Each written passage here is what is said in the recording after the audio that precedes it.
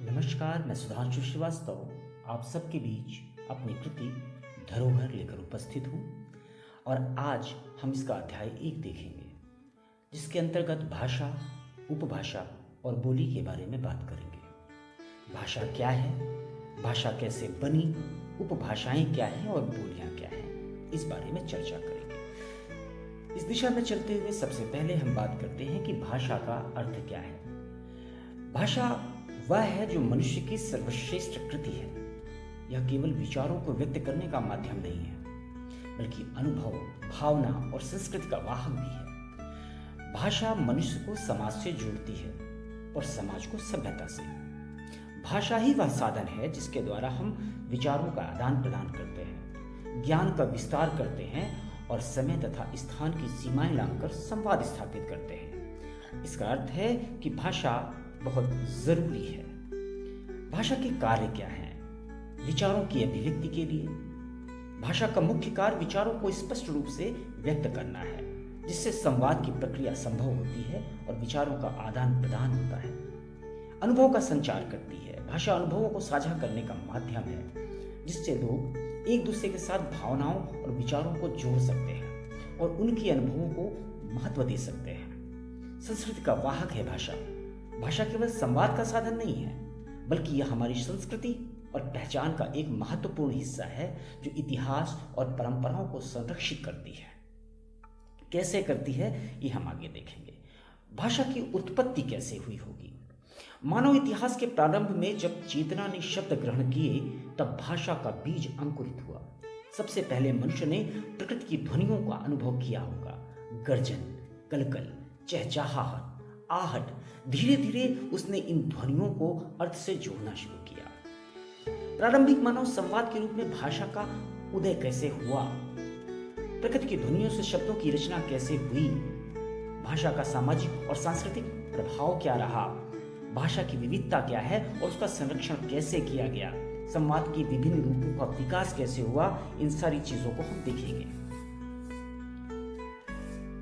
भाषा उत्पत्ति के 3 सिद्धांत जो आपके सामने हैं, एक है वो थ्योरी, दूसरी है डिंग डोंग थ्योरी, तीसरी है पू थ्योरी। इन थ्योरीज के अंतर्गत विभिन्न विद्वानों ने बताया। किसी ने कहा कि प्राकृतिक ध्वनियों के अनुकरण से भाषा का विकास हुआ, किसी ने कहा अपने अनुभवों और भावनाओं के साथ भाषा का विकास हुआ, और कोई कहता है कि अचानक से जब कोई आह, कोई दर्द, कोई चीख निकली होगी तो यहाँ से पड़ी होगी प्रथम वर्ण की नींव, प्रथम शब्द की नींव।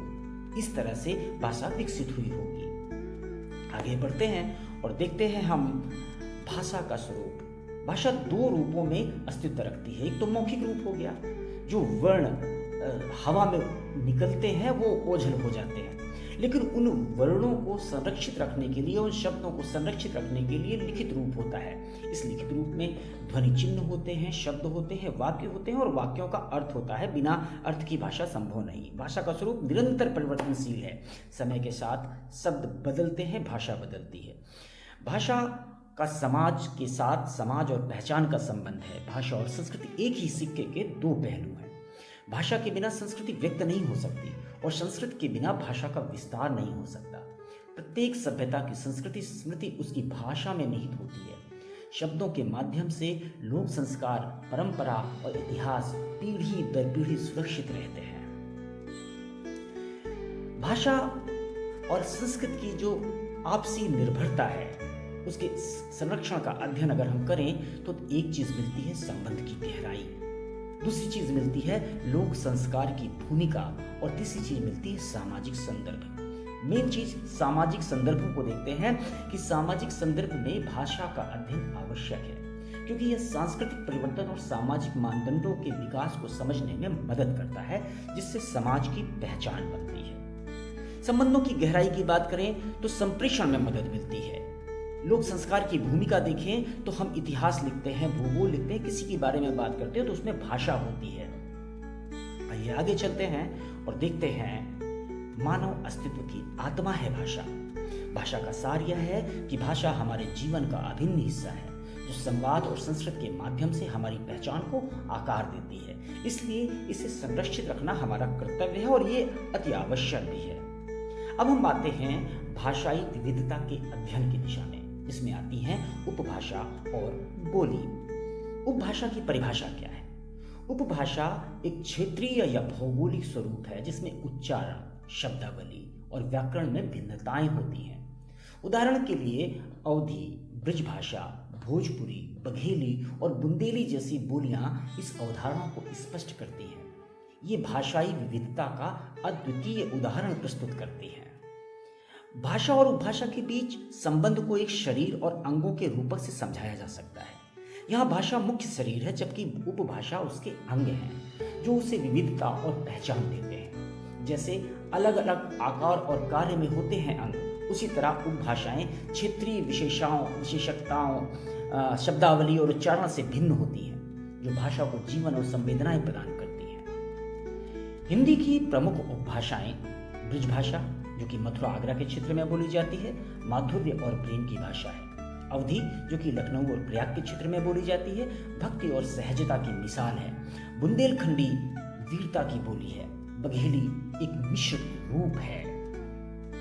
आइए आगे देखते हैं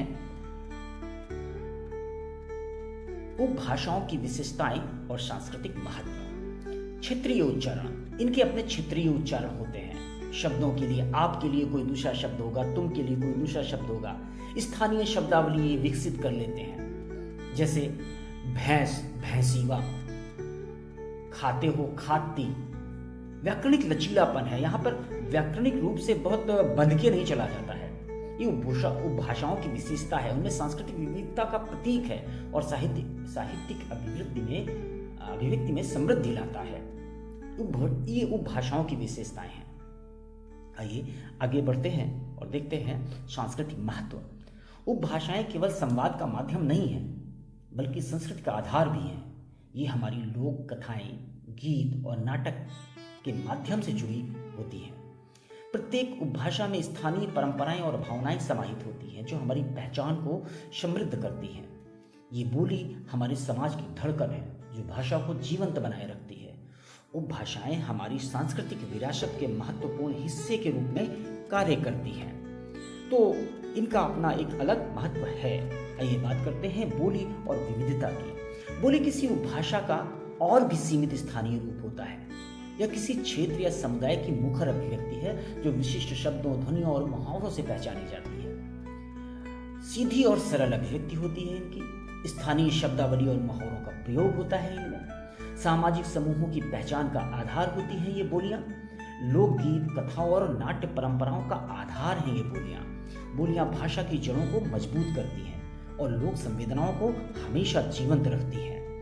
ये बोली अलग अलग क्षेत्रों में, हमारे देश में हजारों बोलियां हैं। इसके अलावा बोलियों की अन्य विशेषताओं में देखिए, क्षेत्रीय उच्चारण होता है, स्थानीय शब्दावली होती है, इनके व्याकरण में लचीलापन होता है, सांस्कृतिक संबंध बनाती है ये भाषाएं और साहित्यिक विशिष्टताएं इनमें पाई जाती हैं।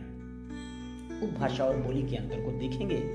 उपभाषा जैसे अवधी और भोजपुरी क्षेत्रीय पहचान दर्शाते हैं, एक छोटे क्षेत्र की भाषाएं हैं। बोलियां दैनिक जीवन में सुगमता से संवाद स्थापित करती हैं। ये उपभाषाएं स्थानीय शब्दावली और व्याकरणिक लचीलापन प्रस्तुत करती हैं। बोलियां सामाजिक पहचान की प्रतीक हैं। ये भाषा की जीवंतता को बनाए रखती हैं। भाषा की विविधता में एकता को देखते हैं। विभिन्न बोलियां एक दूसरे के साथ सह अस्तित्व में हैं। वे सांस्कृतिक विविधता को समेटे हुए हैं। ये क्षेत्रीय विभिन्नताओं को बावजूद एकता का प्रतीक है। बोलियां समाज के जीवन को समृद्ध बनाती हैं। ये भाषा के सांस्कृतिक आयाम को उजागर करती हैं। इन बोलियों में लोक संस्कृति का आधार पाया जाता है। लोक कला में, लोक गीतों में, कथाओं और नाटक में ये समाज की भावनाओं को व्यक्त करती हैं बोलियां स्थानीय स्तर पर। आइए आगे देखते हैं और हम आज के इस अंतिम स्लाइड के साथ आपके साथ हैं। हम आपके समर्थन और प्रेम के लिए हृदय से आभारी हैं। आपने धरोहर के भाग 1 के प्रथम अध्याय में हमारे साथ बने रहकर जिस तरह का सहयोग और उत्साह दिखाया है वह हमारे लिए प्रेरणादायक है।